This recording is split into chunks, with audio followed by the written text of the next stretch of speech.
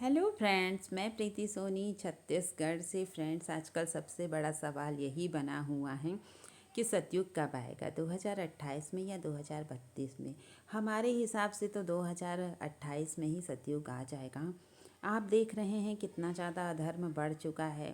झूठ को ही सच माना जा रहा है और सच को दबाया जा रहा है। भगवान ने स्वयं कहा है, जब जब अधर्म की हानि होगी तो वो अवतार लेंगे।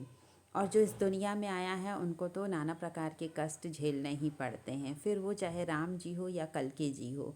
जैसे राम जी भी आए दुनिया में तो कितने प्रकार के उनको तरह तरह के कष्ट झेलने पड़े। 14 वर्ष का वनवास हो गया, वहाँ माता सीता का अपहरण हो गया, लक्ष्मण जी घायल हो गए। तरह तरह के वो कष्ट झेलने के बाद अपमान सहकर वो मर्यादा पुरुषोत्तम कहलाए। इसका मतलब साफ है कि दुनिया में जो आया है उनको अनेक तरह के कष्ट और कष्टों को सहकर आगे बढ़ना पड़ेगा। इसी तरीके से जब कल्कि जी भी आएंगे तो उनके जीवन में भी अनेक तरह के कष्ट रहेंगे। लेकिन राम जी का जीवन यही सिखाता है कि जब वो अधर्मी का वध किए और सहनशीलता त्याग के साथ आगे बढ़े। इसका मतलब है कि धर्म की स्थापना के लिए सहनशीलता और त्याग भी जरूरी है। जब मोदी जी ने सत्ता संभाली उसी समय टाइमलाइन डिसाइड हो गया था। जैसे लक्ष्मण जी ने 14 वर्ष तक की सत्ता संभाली ना चाहते हुए भी, और जब राम जी वापस लौट कर आए तो सत्ता उन्हें दे दी। उसी प्रकार भी जब मोदी जी 14 साल तक राज कर लेंगे और जब कल्कि जी आएंगे तो वो सत्ता उनके हाथों में सौंप देंगे।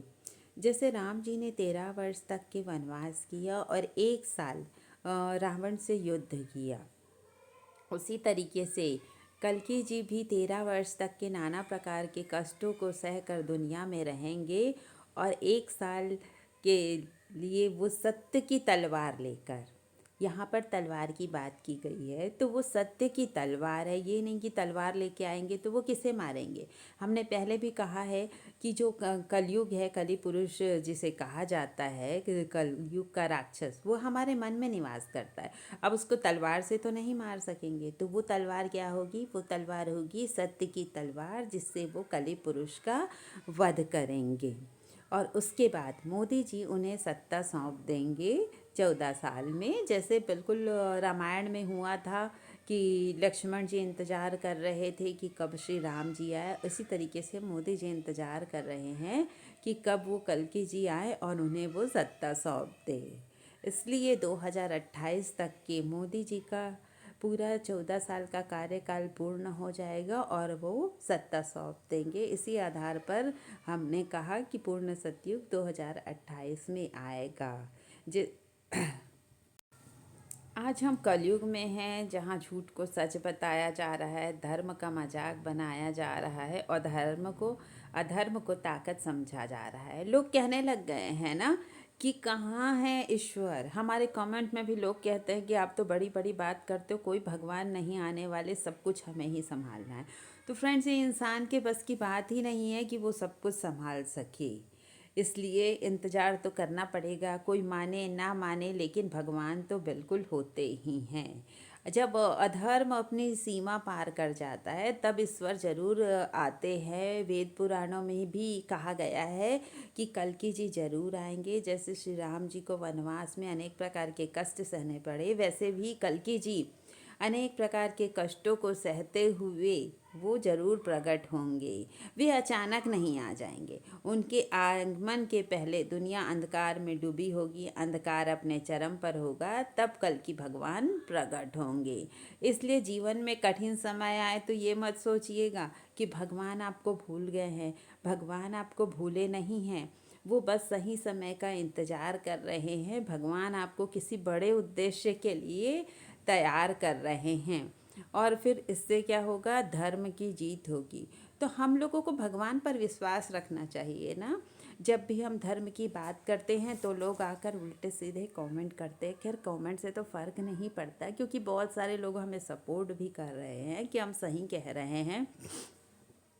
और हमारा उद्देश्य भी है कि धर्म का प्रचार प्रसार हो।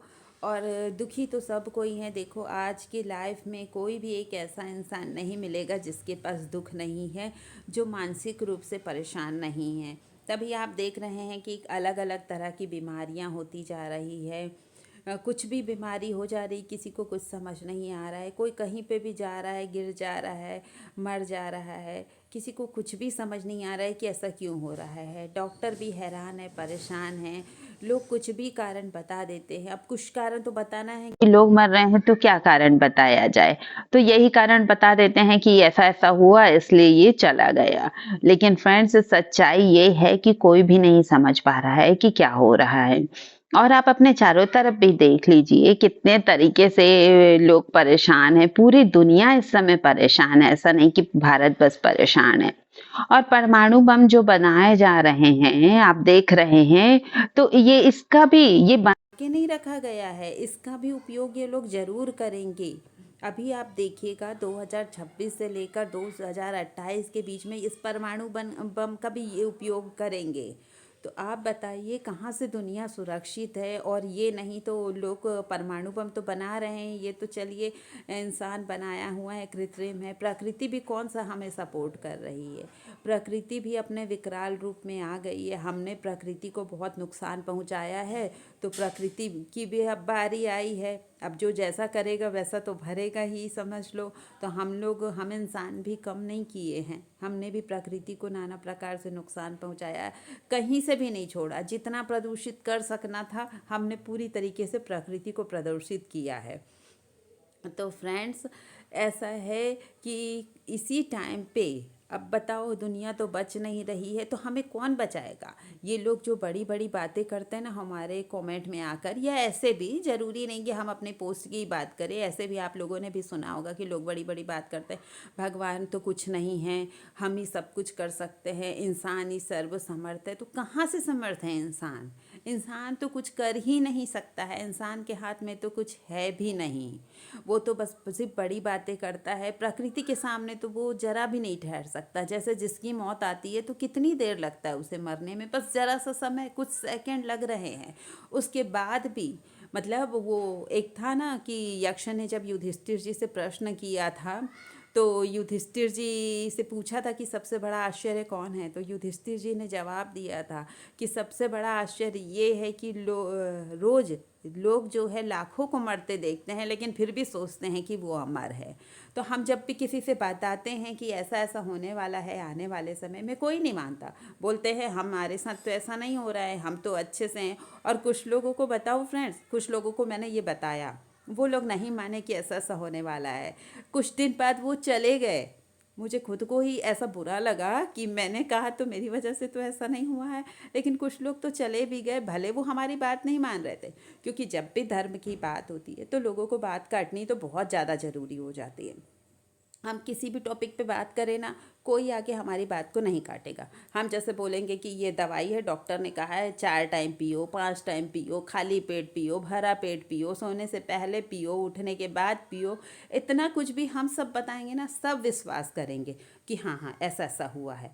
हम बताएंगे पढ़ाई लिखाई में, अरे ऐसा ऐसा करने से, एक्स वाई करने से ये ऐसा हो जाता है, x plus x x square होता है, ये सब बताएंगे ना, सब आराम से मानेंगे कि हाँ बिल्कुल आप सही बोल रहे हो। मतलब हम दुनिया में किसी भी बारे में बात करें, लोग आपकी बात मान जाएंगे। लेकिन जैसे ही धर्म की बात होगी, तुरंत लोगों को ऑब्जेक्शन करना जरूरी है कि नहीं, ऐसा ऐसा कैसा हुआ, ऐसा तो हो ही नहीं सकता, ये तो बिल्कुल गलत बात है, आप ऐसा बोल रहे हो। फिर ये बात आ जाती है कि कृष्ण जी ने ऐसा किया वैसा किया, गणेश जी ने के साथ ऐसा हुआ, उनका गला काटा गया। तो फ्रेंड्स, सबसे बड़ी बात, सबसे पहली बात है कि हमें धर्म के मामले में अपना दिमाग नहीं लगाना चाहिए, क्योंकि हमारी छोटी सी बुद्धि, और वो भी माइक है। और भगवान क्या है? भगवान दिव्य है, तो हमारी माइक बुद्धि दिव्य तक कैसे पहुंच सकती है? तो जो बताया जाता है, जो हमारे शास्त्रों में लिखा गया है, उस पर विश्वास करना चाहिए। अपनी बुद्धि लगानी है तो सांसारिक काम में लगाओ ना। आप धर्म के बारे में, अध्यात्म के बारे में क्यों अपना दिमाग उटपटांग सा लगा रहे हो?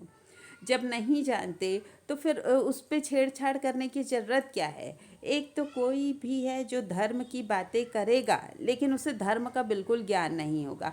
कोई कोई भी धार्मिक पुस्तक, कोई भी धर्म ग्रंथों से कोई भी बुक वो पढ़ेगा नहीं, ना कभी उसने सुना भी नहीं होगा, लेकिन हमारे हिंदू धर्म पे उसका बोलना बहुत ज़्यादा ज़रूरी हो जाता है। जैसे नहीं बोलेगा तो उसे कोई बीमारी ना हो जाए।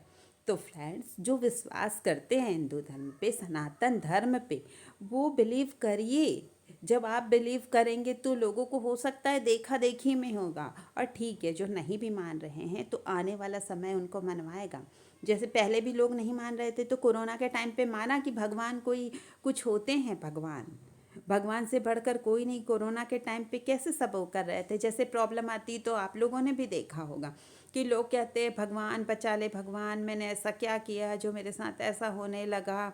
तो उसी तरीके से आने वाला समय सबको बताएगा कि भगवान होते हैं, इंसान कुछ नहीं कर सकता सिर्फ बड़ी बड़ी बातों करने के अलावा।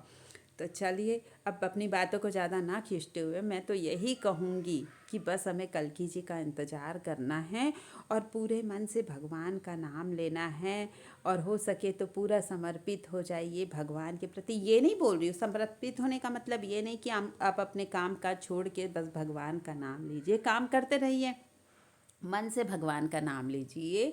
मन ही सब कुछ है। मन से जो भगवान का नाम ले लिए वो सबसे बड़ी बात होती है। आप कुछ भी काम करिए, ज़रूरी नहीं कि आप पूजा पाठ करें, ध्यान करें बैठ के तभी भगवान का नाम ले तभी आपको फल मिलेगा, नहीं। आप कुछ भी करते हुए भगवान का नाम ले सकते हैं।